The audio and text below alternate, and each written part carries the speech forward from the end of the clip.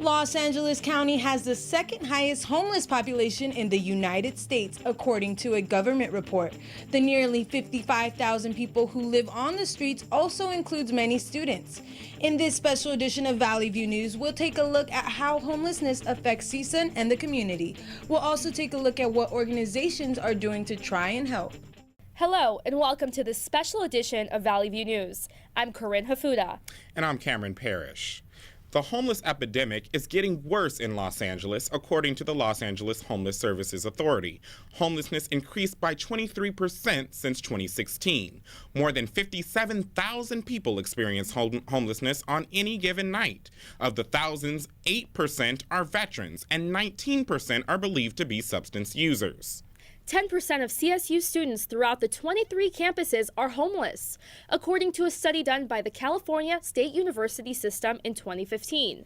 Each CSU has its own emergency plan for dealing with homeless students. Jeffrey Klaus, Vice President for Student Life at Cal State Long Beach, says they're providing 2 rooms for emergency student housing. We now have 3 beds in each of the rooms. And then we've basically worked out an arrangement that if there are additional rooms available, that we'll pay a certain amount. The way we did it this year is we actually paid for the 2 rooms out of our emergency program. In the Los Angeles Unified School District, there are at least 18,000 students designated as homeless.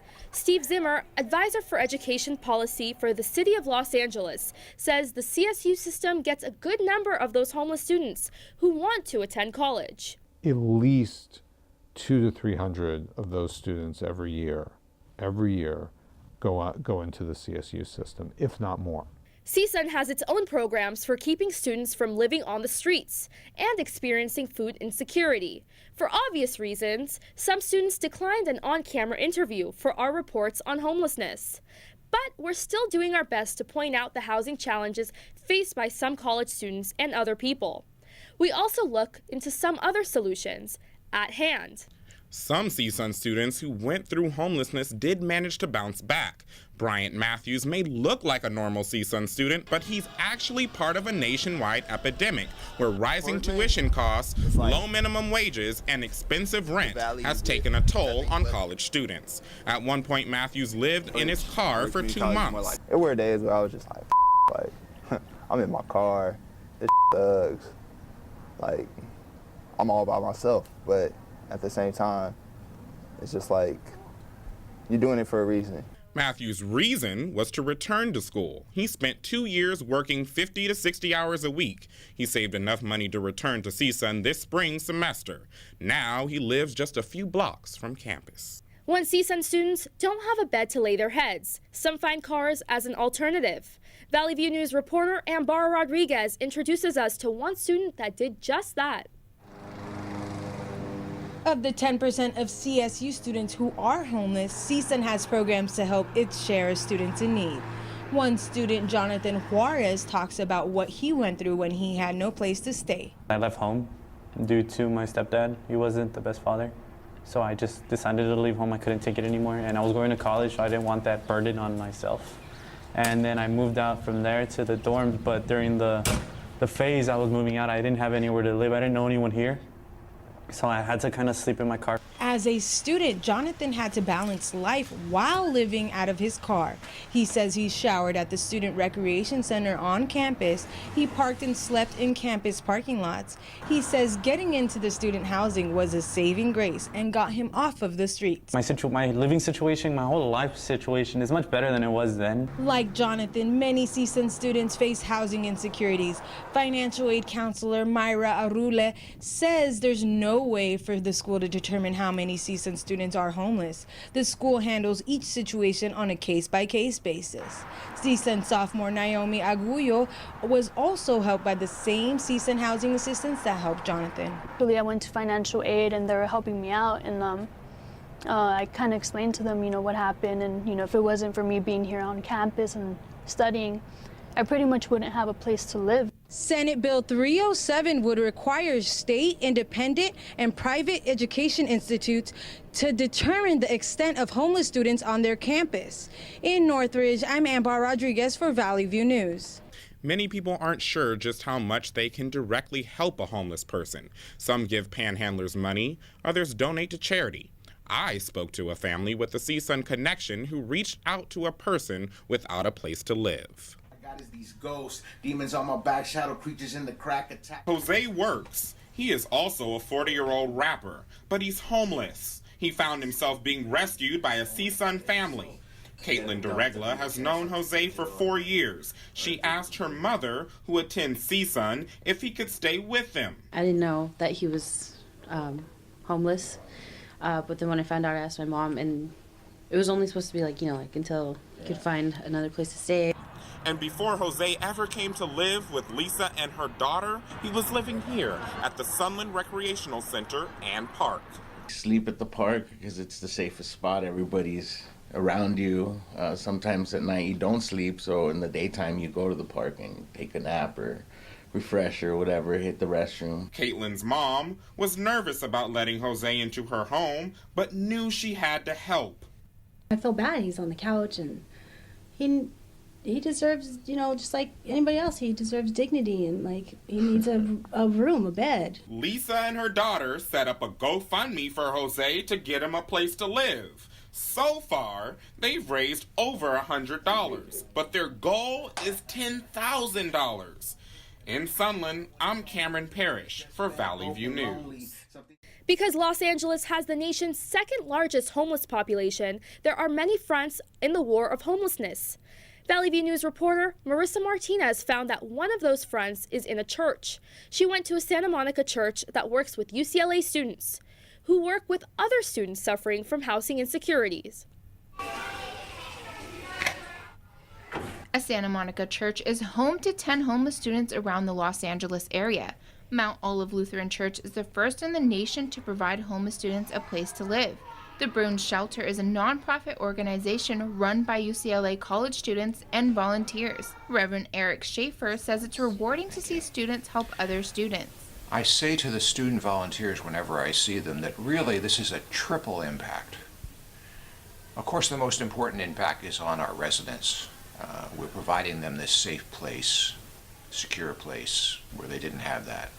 Students ranging in age from 18 to 24 can apply to stay for a semester. Supplies such as food, personal necessities, and household items are all donated. The faculty offers students a place to study, 3 warm meals, and a place to sleep while they finish their education. We feel fortunate that we're able to give something to the college kids that need shelter. The Bruins Shelter believes if people can be sensitive to homeless students, then there's hope for helping the overall homeless community.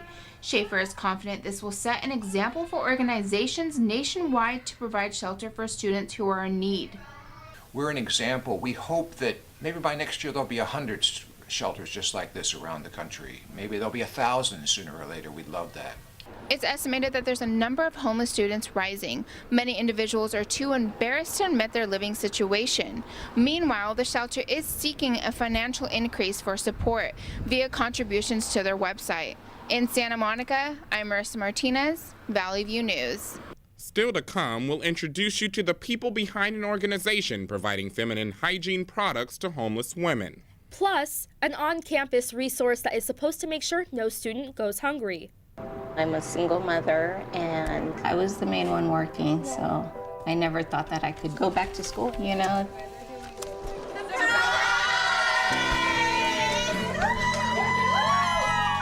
know, my sister, I'm fine. my mother, everybody wanted to help me with my kids.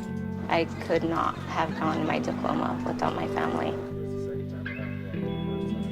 Find free adult education classes near you at finishyourdiploma.org. I'm freaking out. I'll never forget the day our landlord called and said, read your lease. No pets allowed. My owner tells him my dog ate the lease, but that didn't work. And now I'm stuck in a shelter. But this pit bull is ready for a new crib. I'm loving, loyal, and play well with others. So don't be intimidated by all my muscles, because the biggest one I have is my heart. That's right, I said it. I'm an in-ear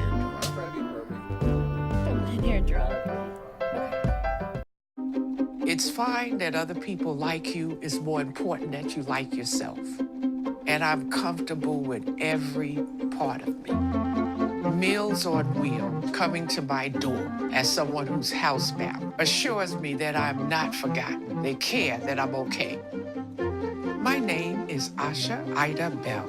America, let's do lunch. Drop off a hot meal and say hello. Volunteer by donating your lunch break at americaletsdolunch.org. Maybe you can make retirement happen. After all, you made her college years happen. Opening that education savings account when she was little. Spearheading a campus tour. And another, and another, and another, and another. Bam! Deciphering financial aid.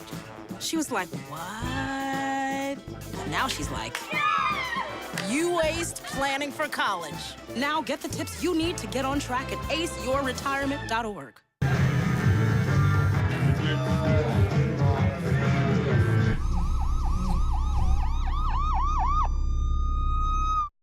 Homeless women face one major problem not faced by men, and it's a problem most people don't know about.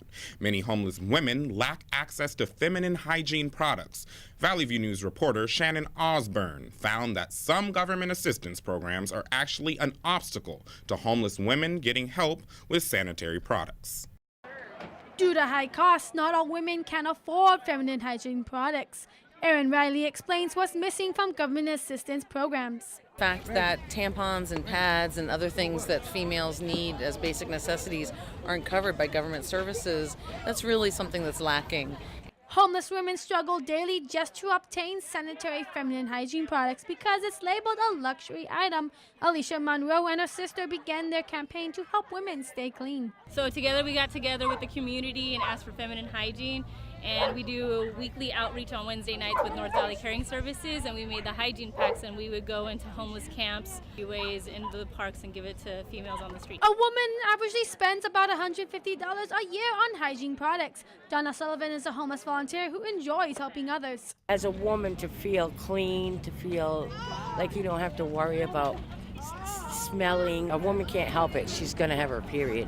You know, and most women on the street are younger. Sullivan knows the struggle of homelessness herself. Well, I'm homeless, and I do it to be of service to others. I've been homeless over 5 years, and I've been working with sisters on the street for over a year, and I'm not young. I'm 60 years old, and it takes its toll. You know, I've aged tremendously in 5 years. I used to help homeless people even before I became homeless. I thought I knew what they were experiencing, but I had no idea. Feminine hygiene products are needs for many women, though they are actually considered non-essential luxury goods that are highly taxed by the government, including things such as clothes and bras. The Sisters on the Street is a volunteer organization that comes to Homeless Connect Days offering free items to women who cannot afford them. I'm Shannon Osborne in Encino for Valley View News. Socks are the #1 clothing item requested by people living in homeless shelters. To help with the demand, the Lancaster Public Library held its second sock drive last week.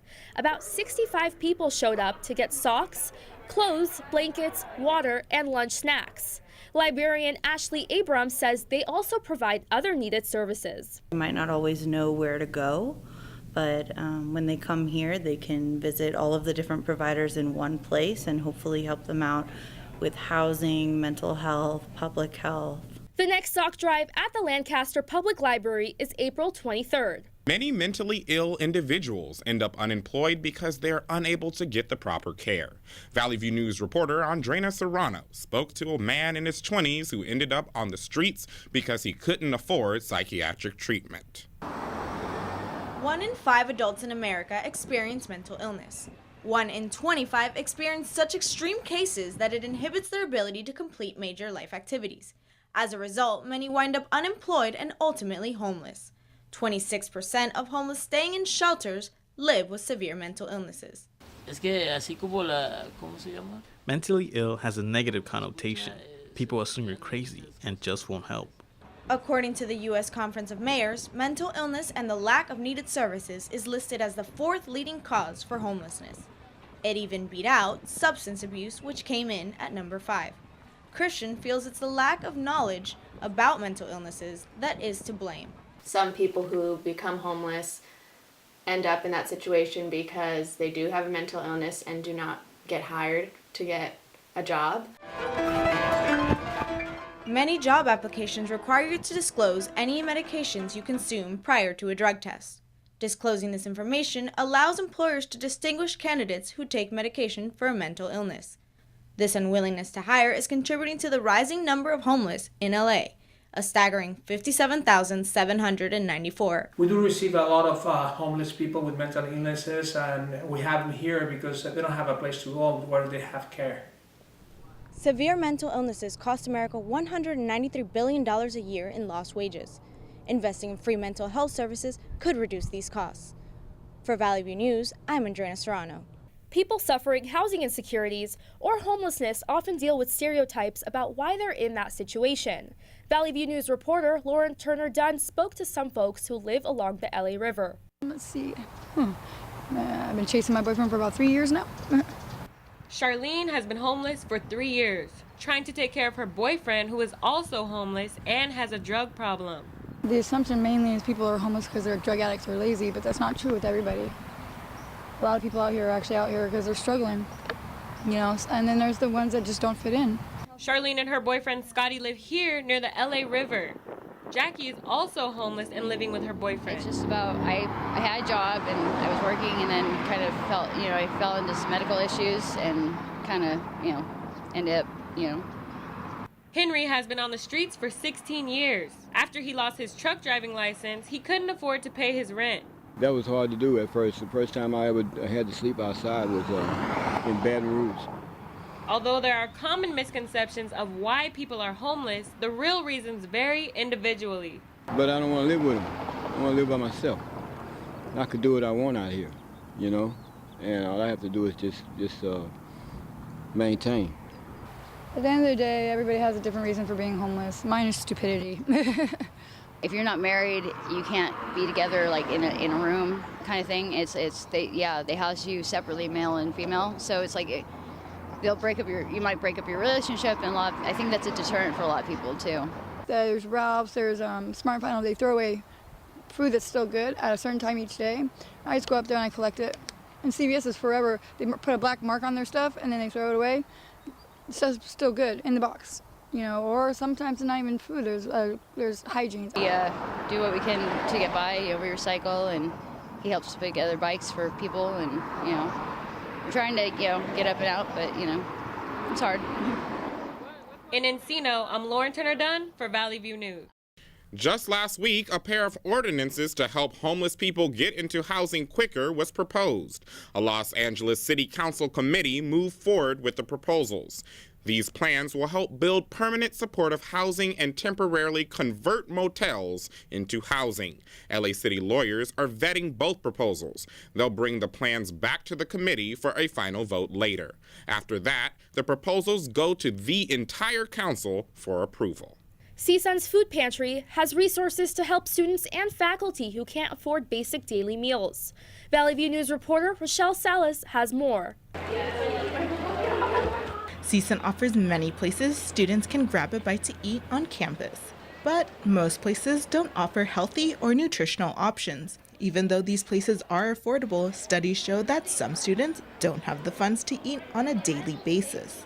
We don't want students being, hungry. It's, hard enough going through school without, having to, study on an empty stomach and sit through classes when you're starving to death. CSUN's Food Pantry is available to all students and faculty. Students can receive a week's worth of food by just showing their ID. The pantry offers dried and canned goods, as well as fresh produce. It helps struggling students who can't afford to have daily meals. In a sense, it benefits if you're short on money, and and instead of going towards fast food, you could get actual products to create your own.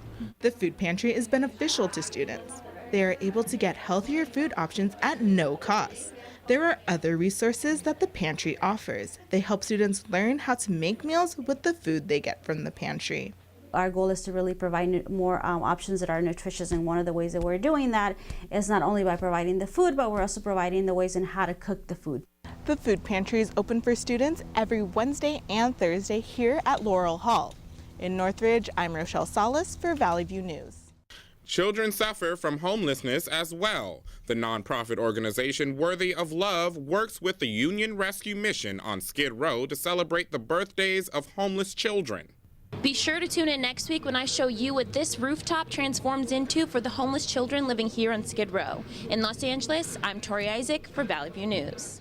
With the help from donations and the volunteers behind Worthy of Love, they try to make sure no homeless child within reach misses birthday celebrations. After the break, some of your favorite athletes may have been homeless at one point. We'll introduce you to them next. And Mayor Eric Garcetti says in a decade, street homelessness in LA could be a thing of the past. Stay with us.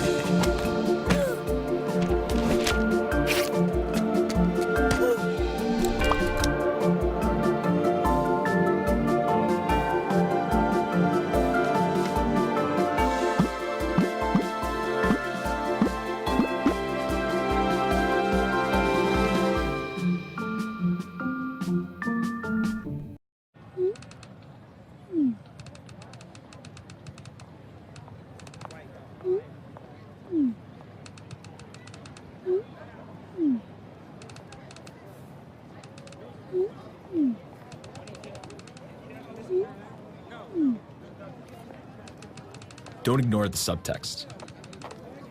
It's on us to intervene in sexual assault. Because we can. Take the pledge at itsonus.org. Got a quarter?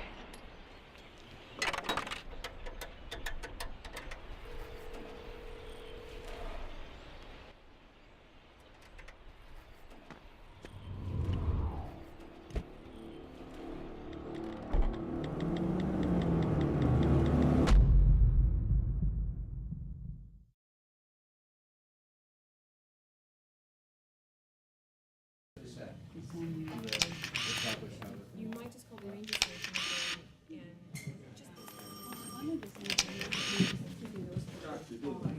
The movement, March for Our Lives, is taking over the country and Hollywood. It's interesting how those Parkland teenagers that survived the massacre made so much of a difference. Here's our entertainment reporter, Tori Isaac, and she has more. Mass shootings have always sparked outrage and calls for reform, but this most recent protest reached a new magnitude.